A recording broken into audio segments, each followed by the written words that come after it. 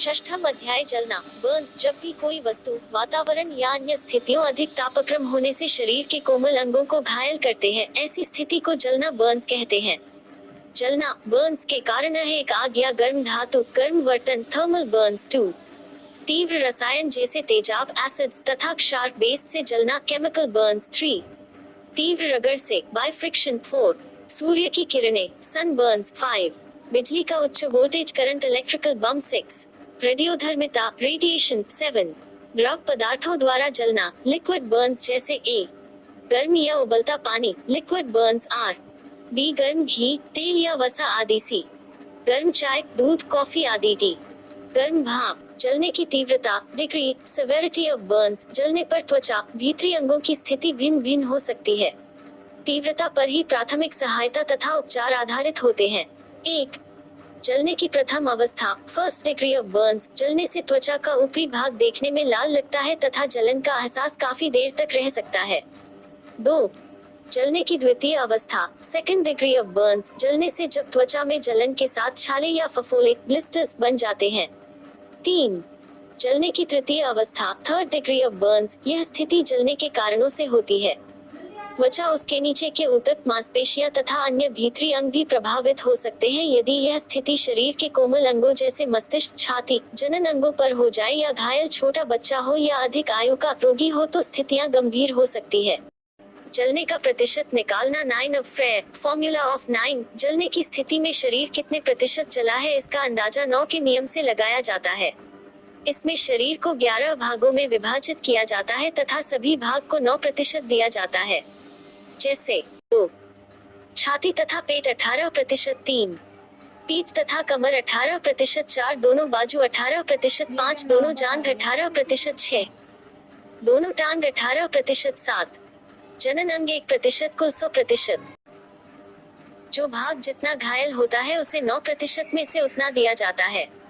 जैसे आधी बाजू जलने पर 4%, कवल चेहरा जलने पर 4%। इसी तरह सभी घायल अंगों के प्रतिशत से जमा करने पर जो कुल संख्या आती है वही शरीर के जलने का प्रतिशत होता है। 5. चिन्ह व लक्षण, साइन एंड सिम्टम्स। 1. घायल स्थान पर दर्द, पेन एट साइट। 2. लाल त्वचा, रेडनेस ऑफ स्किन। 3. जलन तथा बेचैनी, बर्निंग सेंसेशन। 4. फफोले या छाले, ब्लिस्टर्स, सदमा, शॉक। 6. बेहोशी, फेंटिंग।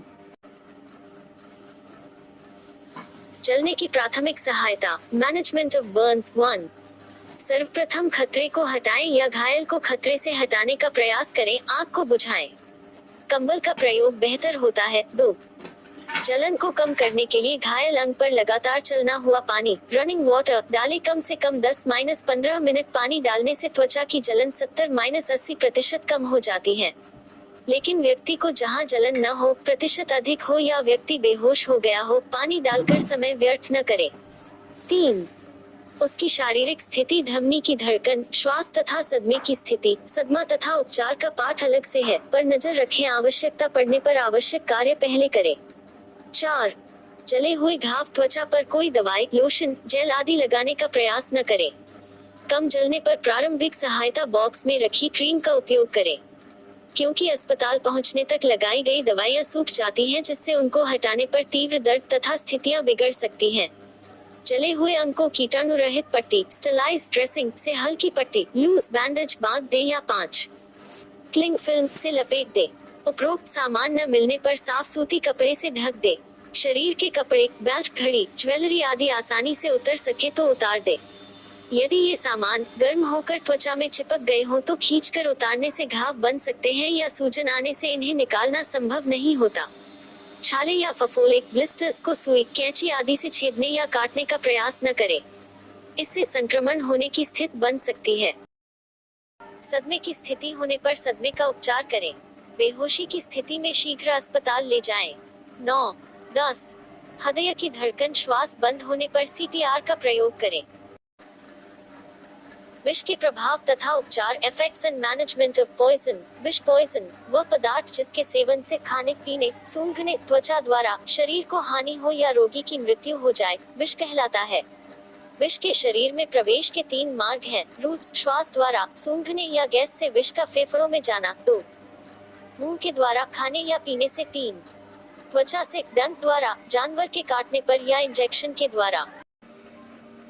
विष के प्रभाव के कारक फैक्टर्स: 1 मात्रा अधिक होने पर घातक प्रभाव, 2 समय अधिक बीत जाने पर घातक प्रभाव, 3 रोगी की क्षमता कम होने पर घातक प्रभाव, 4 आयु बहुत कम या बहुत अधिक होने पर घातक प्रभाव। विष के प्रकार, टाइप्स ऑफ पॉइजन: 1 रासायनिक दवाइयाँ, रसायन, तेजाब, क्षार, सल्फाज, नींद की गोली, फिनाइल, कीटनाशक स्प्रे, अल्कोहल, चूहे मारने के विष, 2 वनस्पति विष, अफीम, भांग, धतूरा, विषैली वनस्पतियाँ, 3 जंतु विष, सांप, छिपकली, बिच्छू, रेबीज वाले जानवर, मधुमक्खी आदि। विष के उपचार व सावधानियां: जलाने वाले विष, करोसिव पोल्सन्स, वे पदार्थ जो मुंह में जाने के बाद मुंह, गला, जीभ तथा भोजन नली व आमाशय को जल सकते हैं, जैसे तीव्र रसायन, तेजाब, क्षारीय पदार्थ तथा अल्कोहल। रोगी की स्थिति, धमनी तथा श्वास पर नजर बनाए रखें। उल्टी कराने का कोई भी प्रयास घातक हो सकता है। बेहोश होने पर मुंह के रास्ते कुछ भी न दें। यदि उल्टी आए उसे पात्र में एकत्र कर ले जाएं। न जलाने वाले विष, नॉन करोसिव पॉइजन, वह पदार्थ जो मुंह तथा भोजन नली को विशेष नुकसान नहीं पहुंचाते, जैसे नहोंद को गोलियां, अन्य दवाई, ठोस गोली, कैप्सूल या पाउडर आदि। प्राथमिक उपचार में यथास्थिति बनाए रखें। उल्टी कराने के प्रयास न करें। यदि लिया गया विष का बचा अंश बोतल में, डिब्बे में, दवाई की स्ट्रिप में हो तो डॉक्टर के परामर्श के लिए है जाएं। यदि रोगी उल्टी कर दे उसको किसी बर्तन या कंटेनर में ले जाएं ताकि अस्पताल में जांच के समय सहायता मिल सके। रोगी को धैर्य बंधाएं, जल्दी से अस्पताल ले जाएं। बेहोशी होने की स्थिति में उसकी प्रतिक्रिया तथा धमनी की धड़कन पर ध्यान रखें तथा आवश्यकता पड़ने पर सीपीआर का प्रयोग करते हुए अस्पताल लेकर जाएं। सर्पदंश, स्नेक बाइट, भारत में पाए जाने वाले अधिकतर सांप प्रायः विषैले नहीं होते, केवल कोबरा, क्रैट तथा वाइपर जातियां ही विषैले होते हैं। लेकिन सांप के काटने पर सांप को पहचान तथा अन्य अंधविश्वास पर न जाकर केवल प्राथमिक उपचार करें तथा जल्दी से अस्पताल ले जाएं। प्राथमिक उपचार, फर्स्ट एड मैनेजमेंट: 1 घायल भाग को साबुन तथा पानी से धो दे। 2 शरीर के घायल अंग को इमोबिलाइज कर दे तथा आराम की स्थिति में रखें। 3 रोगी को सोने न दे। 4 उसे धैर्य दे, साइकोलॉजिकल सपोर्ट। 5 जिस स्थान पर सांप ने काटा है उससे ऊपर से आखिरी जोड़ तक कसकर पेचदार पट्टी बांध दे। 6 अग को नीचे हो रखें, ऊपर एलिवेट न करें। 7 रोगी को जल्दी से अस्पताल ले जाएं। विशेष सावधानियां न करें। डॉन्स, घाव को ब्लेड आदि से काटे नहीं, मुंह से चूसने का प्रयास न करें। रसायन या तेजाब न डालें। झोलाछाप लोगों के पास न जाएं। रस्सी, पतली पट्टी, टॉनिके न बांधे। मधुमक्खी, ततैया, बिच्छू के डंक यदि संभव हो साफ सुई या चिमटी से डंक को निकालने का प्रयास करें। ध्यान रखें कीटाणु रहित सुई या चिमटी का प्रयोग करें। दर्द और सूजन को कम करने के लिए ठंडा पानी या बर्फ के टुकड़े का प्रयोग करें। एंटीसेप्टिक क्रीम लगाएं।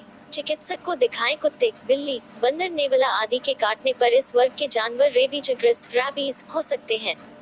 रेबीज इनकी लार से होता है जो इनके काटने से खुले घाव में आकर संक्रमण फैला सकता है।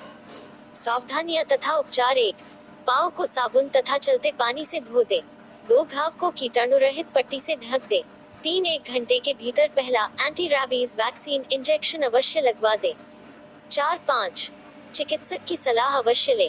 घरेलू नुस्खों का प्रयोग न करें। इसे लाइक करो, शेयर करो, कमेंट करो और घंटा जरूर बजा देना।